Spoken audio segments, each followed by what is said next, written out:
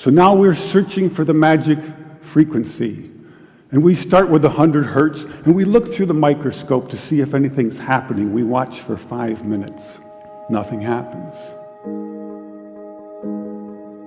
We try hundreds and hundreds of frequencies, if not thousands, until we find the magic combination. Because we believed there just had to be a better way. There had to be a better way. And we think we may have found it. I have here 2 identical tuning forks, both tuned to the note A, the note an orchestra tunes to. These forks are both made to vibrate 440 times per second. We say their frequency is 440 hertz. If I tap this fork, putting little pulses of energy into it, the second fork will also vibrate in sympathy. And if I silence this fork, we just may hear the other singing its tone. We say that I'm inducing a sympathetic resonant vibration in the second fork. It only works because both forks are tuned to the exact same frequency. Now, many of us have seen this very charming young man on the internet who shatters crystal glasses with his powerful voice. But if you watch him carefully, you'll see that first he taps the glass with his finger and listens.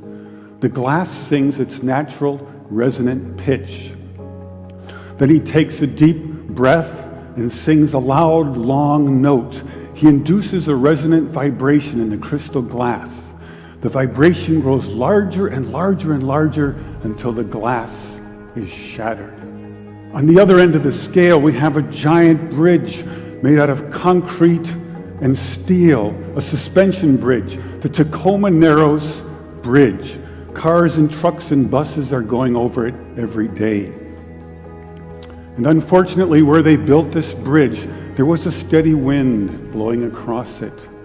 And one day this wind induces a small vibration in the bridge, hardly noticeable. But the frequency of the vibration matches the resonant frequency of some part of the bridge. And the vibration gets larger and larger and larger until the bridge collapses into the river below. A destructive resonant frequency. So on one end of the scale, we have a giant concrete and steel bridge destroyed by resonance. And on the other, we have a small crystal glass shattered.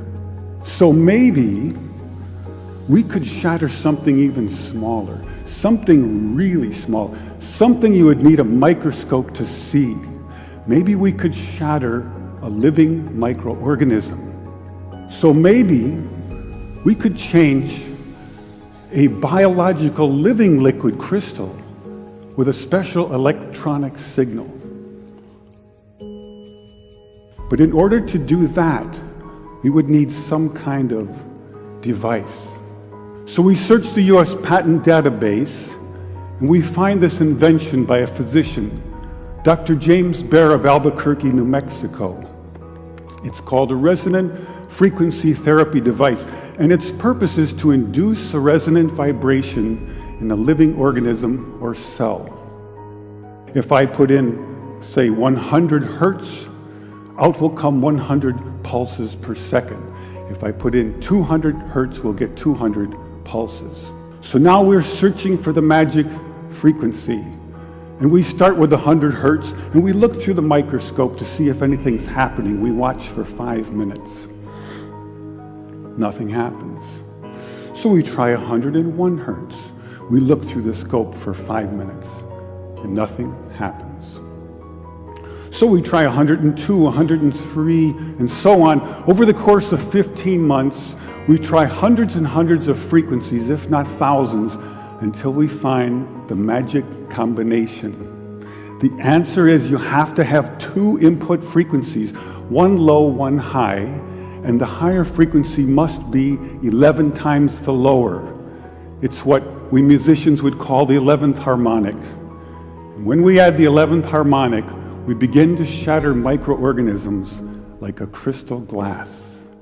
These are the first videos taken. We showed these videos to our friends in the biology department. They said they hadn't seen anything quite like it.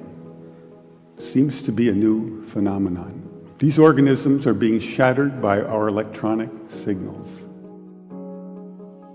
We now know that cancer is vulnerable between the frequencies of 100,000 hertz and 300,000 hertz.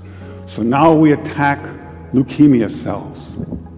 Leukemia cell number 1 tries to grow a copy of itself, but the new cell is shattered into dozens of fragments and scattered across the slide. Leukemia cell number 2 then hyperinflates and also dies. Leukemia cell number 3 then tries to make another cancer cell. The new cell is shattered and the original cell dies.